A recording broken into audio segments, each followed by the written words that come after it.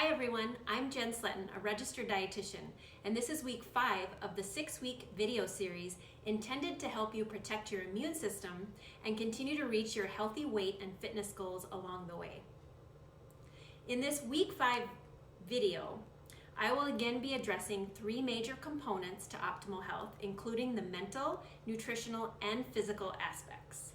Specifically, this video will cover restoring our mental and physical health through gratitude, a healthy gut, adequate nutrients, and I'll also talk a little bit about the supplement industry. So let's get started with gratitude. Practicing gratitude is the act of recognizing and acknowledging what you appreciate and are thankful for.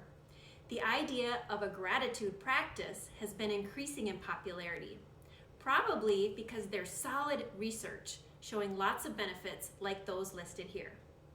Things like relationship quality, productivity, positive mindset, and even sleep. Taking time out of your day to practice gratitude can be life-changing, but often we're too busy to even think about the things and the people that we appreciate. To get started, you could begin by keeping a daily gratitude journal. For 2 weeks before you go to sleep, take 5 minutes to write down 3 simple moments during that day for which you're grateful for, or 3 things that went really well that day. The more specific that you are, the more benefits you'll gain.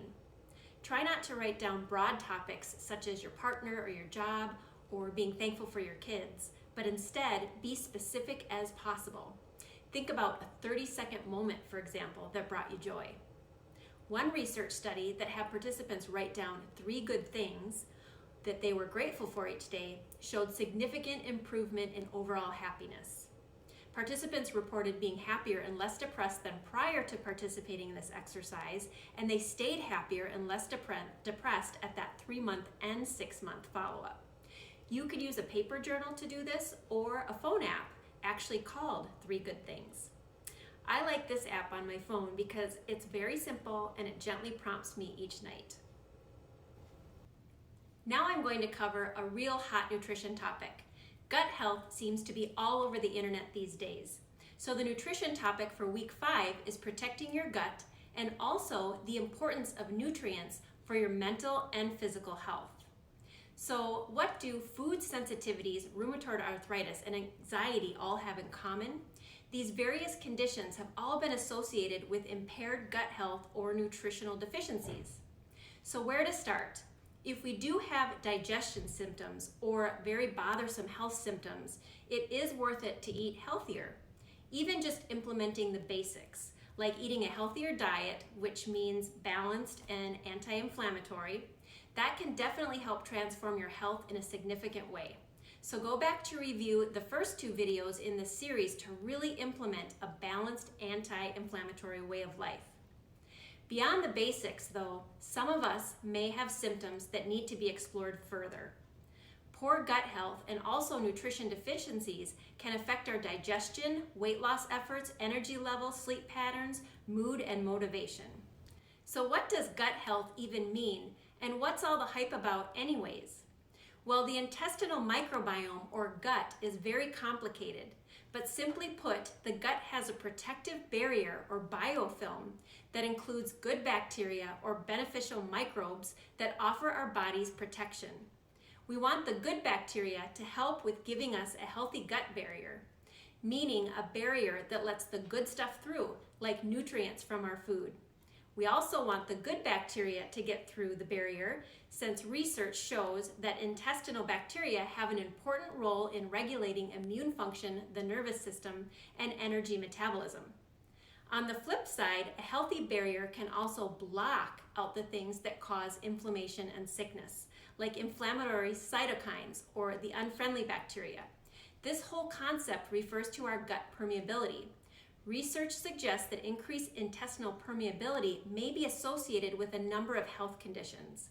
Here are some of those conditions listed here. Looking through this list, it could mean poor gut health contributes to these diseases, or vice versa, meaning having any of these conditions may contribute to an unhealthy gut environment. It's likely that it's a bit of both. A variety of things can increase our gut permeability, where we are letting too much through the barrier. Some are listed here. From poor diet to excess stress, many factors can negatively impact our digestive function, potentially resulting in increased intestinal permeability, inflammation, and the development of some of those health conditions that I listed. Let's think of rating our gut health in stages. So stage 0 could mean no health complaints. Stage 1, there may or may not be direct evidence of stomach or gastric distress, but maybe you have some bothersome non-gastric or non-GI symptoms that are unexplained and worth exploring further to see if there's an unhealthy gut connection.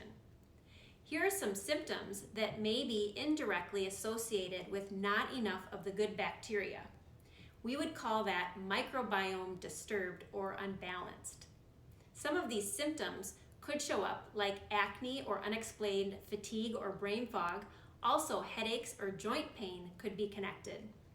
If you think that you're experiencing symptoms from this stage, you'll want to evaluate your alcohol consumption and improve your diet quality with the information from videos 1 and 2, and also evaluate for any nutrient deficiencies with a dietitian or health practitioner.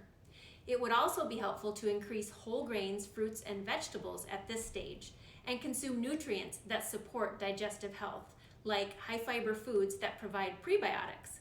Prebiotics are found in whole grains, raw garlic, raw onions, or raw asparagus. Moving on to stage 2, experiencing digestive issues is a surefire way to know if you have an unbalanced gut. Many people end up taking antacids, gas-reducing, or other GI medicines, but these don't get to the root cause of the problem, which could be compromised gut health or an imbalanced microbiome. In stage 2, evidence of poor digestion may include some of these symptoms listed here, like gas or bloating or constipation, diarrhea, cramping, fullness, that kind of stuff. At this stage 2, you might screen for celiac disease or gluten intolerance with your doctor or a dietitian, and you may want to dig deeper into other food intolerances. A dietitian or doctor may suggest introducing beneficial bacteria with probiotic supplements or fermented foods like yogurt, kombucha, or sauerkraut. Careful consideration, though, is taken to decide if supplementing is even appropriate and what types of probiotic supplements to use.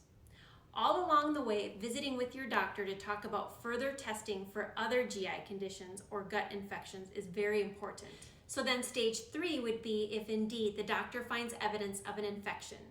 When someone has poor gut health, whatever stage, they may be unable to absorb the nutrients needed from food. Then symptoms might show up as nutrient deficiency type symptoms.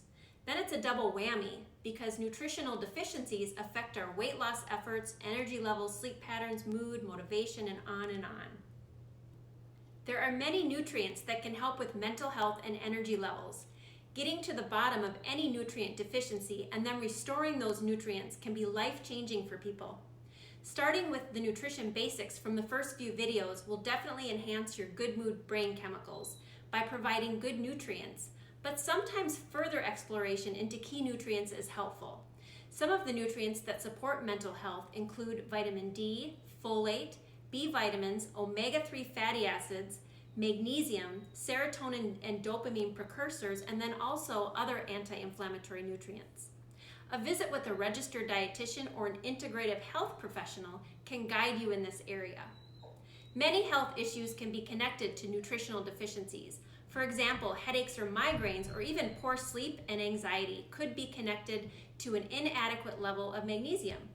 Digging deeper into symptoms, meeting with a dietitian can pinpoint not only nutritional deficiencies, but can help determine what foods and supplements to add to maximize your metabolism, immune system, and mental health, and also target those bothersome health symptoms. Let's look at a vitamin D example. If someone is deficient in vitamin D, some symptoms one would notice may include energy that's low, depression, or poor immune health. If you're experiencing these symptoms and you also know that you don't get enough sunshine or vitamin D food sources like dairy, eggs, or fish, then you may be at risk for a vitamin D deficiency.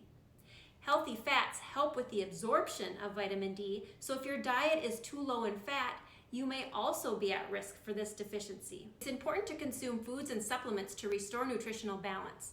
After shifting towards a healthier diet, if you do decide to add in nutrients through supplementation, be mindful of making an informed choice about the supplement amounts and brands that you choose. As dietitians know, supplements aren't well regulated by the FDA. Therefore, there are several companies out there manufacturing supplements that either don't contain what they claim or contain a form of the ingredient that the body can't use, essentially making them useless. Some supplements are even contaminated with heavy metals or other toxic materials. The billion-dollar supplement industry uses many tactics to get us to spend money on products that are often not effective and sometimes dangerous. It's best to work with someone who is an expert in health and not someone who is an expert in phenomenal marketing.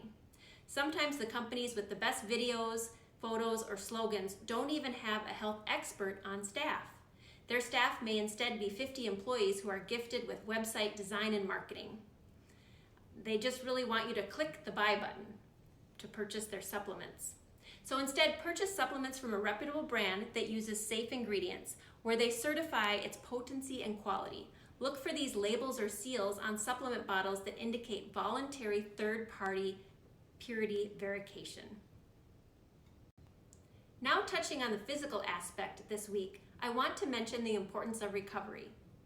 When we engage in high-intensity exercise, the sympathetic nervous system becomes activated and is responsible for the stress response that increases heart rate and blood pressure, restricts blood flow, and slows down digestion.